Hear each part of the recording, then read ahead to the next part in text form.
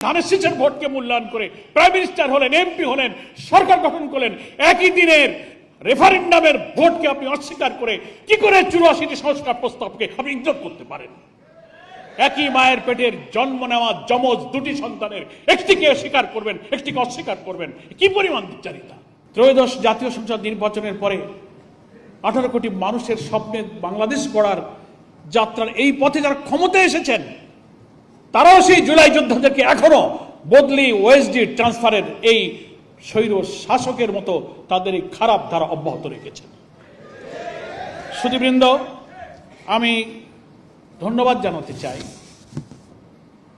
আবার দুঃখ ব্যক্ত করি। একজন ডক্টর এখানে বললেন, যিনি প্রেজেন্ট করলেন, এই বাংলাদেশে এত রক্ত, সহস্রাধিক শহীদ, 30-40 হাজার ক্ষত বিক্ষত রক্তাক্ত অশ্রুসিক্ত শহীদদের, জুলাই যোদ্ধাদের মায়েদের কান্না, সেই আপনি আনাস বলেন, আহাদ বলেন, জাবের ইব্রাহিম বলেন, ওদিকে মুগ্ধ আবু সাইদ, কার কথা আপনি বলবেন?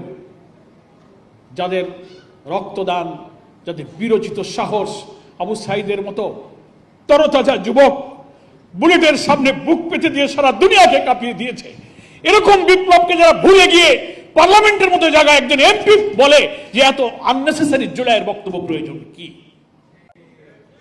আবার কালকে অনলাইনে ভাইরাল হয়েছে যে জুলাই জুলাই করিস না, পিঠের চামড়া থাকবে না।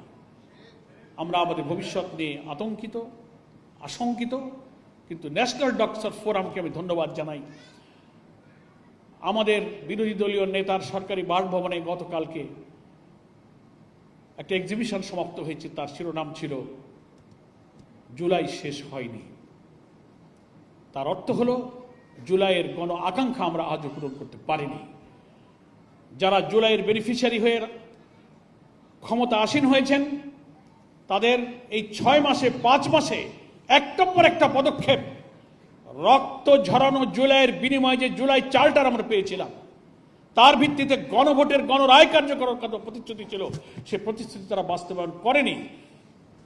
সংবিধান সংস্কার আদেশ অনুযায়ী তারা শপথ নেয়নি, অধিবেশন ডাকেনি, এখন তারা গণভোটকে ইগনোর করছে। মাননীয় প্রধানমন্ত্রী, আমরা বলেছি, বাইরেও বলেছি, ভেতরেও বলেছি যে আপনিও তো 12 জুলাইয়ের নির্বাচনে আমরা দেখেছি টেলিভিশনে আপনি ভোট দিয়েছেন, নিশ্চয়ই হাতে ভোট দিয়েছিলেন এবং ধানের শীষে ভোট দিয়েছিলেন।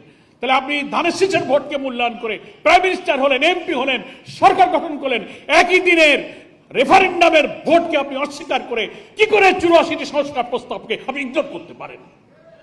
একই মায়ের পেটের জন্ম নেওয়া যমজ দুটি সন্তানের একটিকে স্বীকার করবেন, একটিকে অস্বীকার করবেন, কি পরিমাণ বিচারিতা!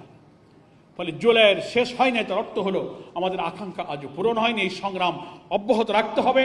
এনডিএফ এর ডাক্তার, সুধীবৃন্দ, ভাই বোনেরা যে অপ্রতিরোধ্য, সাহসী, দুর্জয়, নির্ভীক চেতনা নিয়ে বুলেটের মধ্যে একজন রোগীর শরীরে শত শত বুলেট স্প্রিন্টার নিয়ে এখনো তারা রাতে ঘুম পড়তে পারে না, চোখের সামনে মেডিকেলে, হসপিটালে আপনার রাস্তার উপর থেকে পিক আপ করে নিয়ে তাদের যেভাবে চিকিৎসা করেছেন, এত কঠিন কেসের যারা ম্যানেজমেন্ট করতে পারে, ফ্যাসিবাদের রক্তচক্ষুকে নিশ্চয়ই তারা উপেক্ষা করে জুলাইয়ের স্বপ্ন নিশ্চয়ই আপনারা পূরণ করতে আপনাদের সংগ্রামকে এগিয়ে যাবেন।